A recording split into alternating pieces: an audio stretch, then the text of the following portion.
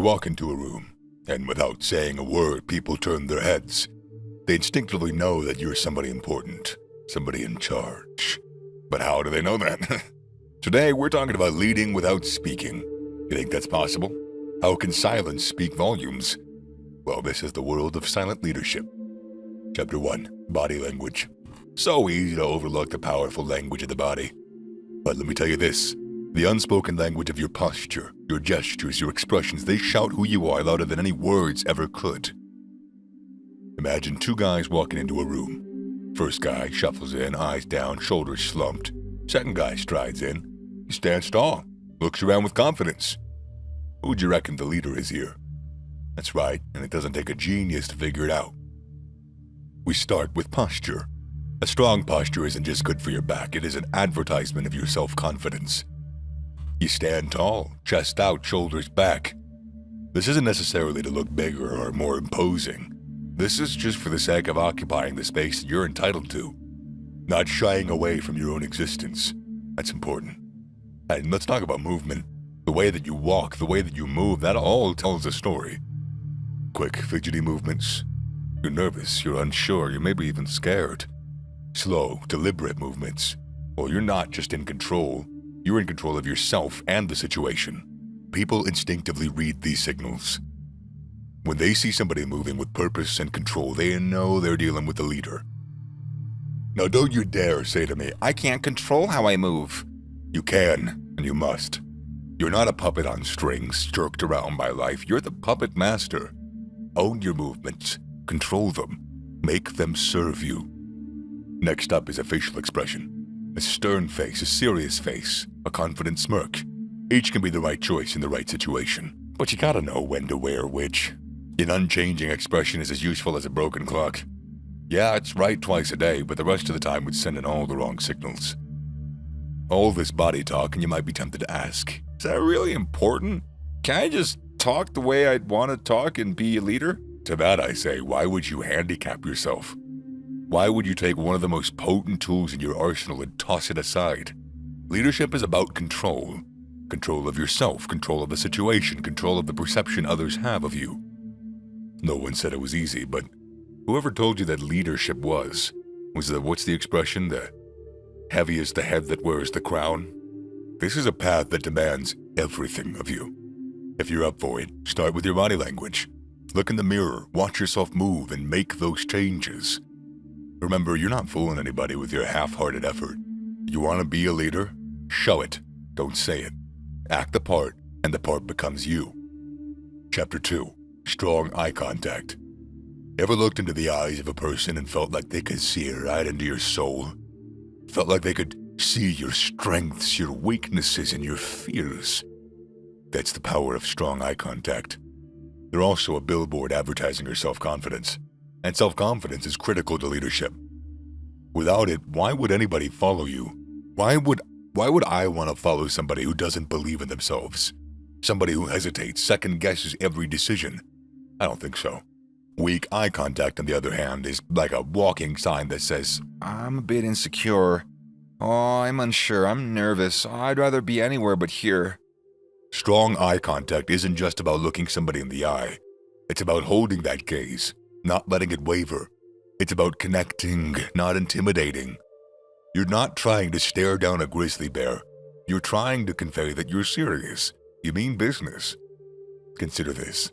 You're negotiating a deal. The other person keeps avoiding your gaze, can't hold your eye contact.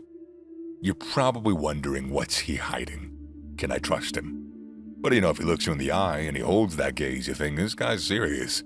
He means business. You ever seen a lion stare down its prey? It's intense, it's focused, it's unyielding. That's the kind of intensity you want to convey. You're not a sheep looking for a place to hide. You're a lion, and you're here to lead. Chapter 3, Mental Strength. Imagine you're walking on a thin beam suspended high above the ground. One misstep and you're falling into the abyss. Fear seizes you. The beam feels like it's getting narrower, the ground far away. And then you take a deep breath. You steady your gaze, tighten your grip, and you walk. One step at a time, you traverse the beam. That, my friend, is mental strength. In life, the beam represents challenges. the abyss over our fears. Mental strength does not mean having no fears. It just means facing those fears head on even when you're afraid, not letting them rule you. Here's a secret. Fear is a natural part of the brain. The amygdala is a part of the brain that causes fear, and I guarantee you, everybody has it. Again, the difference is not letting it rule you. You ain't only got to endure pain, you should also overcome obstacles and thrive in this environment. You should push through, even when everything seems to be against you. A leader needs to have this strength. Why? Because leadership ain't no cakewalk. It's not about being in the spotlight or having power or authority. It is responsibility. It's decision-making, and often it's making sacrifices. As a leader, you'll face criticism, you'll face failures, plenty of failures. But it's your ability to stay resilient in the face of adversity that sets you apart.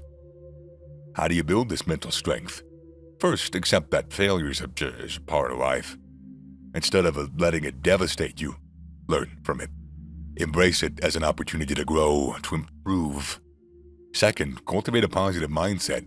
The challenges you face aren't obstacles, man, they're opportunities. They're not meant to break you. They are meant to make you grow stronger.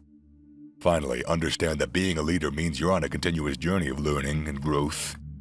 Mental strength isn't something that you're born with, it is something that you build, like a muscle. And just like a muscle, that needs regular exercise. Train your mind to face fears, to embrace challenges, to learn from failures. Remember, a leader isn't somebody who doesn't fail or somebody who doesn't face challenges. A leader is somebody who, despite failures and challenges, stands tall, ready to face whatever comes their way. That is the essence of mental strength. That is the mark of a true leader. Chapter 4. Putting all it into practice. It's not going to work unless... The cornerstone of silent leadership, the trait that amplifies every other aspect of leadership, is self-assurance. It's that unshakable confidence in your abilities, that firm belief in your worth, that certainty that you can and will overcome any challenge that comes your way. Also, it's confidence in the people that you surround yourself with, and not being such a bogart, not being a dictator, obviously. Anyways, be firm in your worth. Anecdote time. I know a man named Jake. Well, the name wasn't Jake, but anyways. This guy ran a small startup. Jake was competent, hardworking, and dedicated.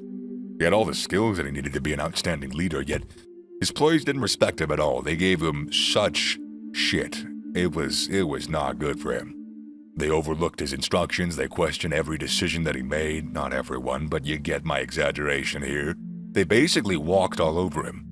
Now Jake was fuming, desperate. He couldn't understand why he wasn't getting that respect that he deserved. Now one day he asked me for advice. We had a little bit of coffee. I don't remember the place, not that it matters, but we just talked about his problems, and I just looked at him. He slouched, he didn't make eye contact, he was fidgeting with his cup. His voice was shaky, he was unsure, and his demeanor just lacked the confidence that a leader would show. You know what I mean. So Jake's issue wasn't his competence or his skills, it was his lack of self-assurance. He didn't project the confidence that he needed to lead. As much as he had all the skills that he could ever need, the dude didn't walk around in a way that said, "I'm the boss." He walked around in a way that said, "Please don't talk to me." And his employees could sense that. So we did a little workshopping together. We started doing simple exercises, standing tall, maintaining eye contact, speaking with a clear and firm voice. And I recorded him so he could watch it back, And Jake began practicing these skills in daily life, ordering coffee, asking for directions, even talking to his dog. It was great. He was really committed.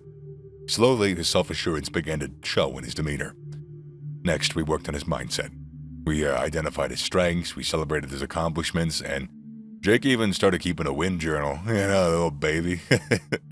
Yeah, he did that where he wrote about his successes, big and small. And by the way, do that. It's a great thing. Over time, he began to believe in his abilities, his worth.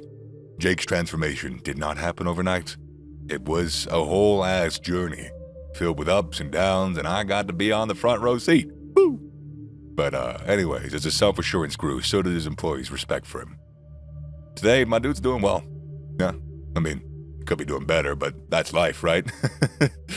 His startup is doing great. His employees look up to him, and everybody values his leadership. So at least that aspect of his life is completely turned around. And we're not going to get into the other aspects of his life because that's not your business. This was Jake's story, and that could be yours too. See, self-assurance isn't something that you're born with. It is a skill that you develop.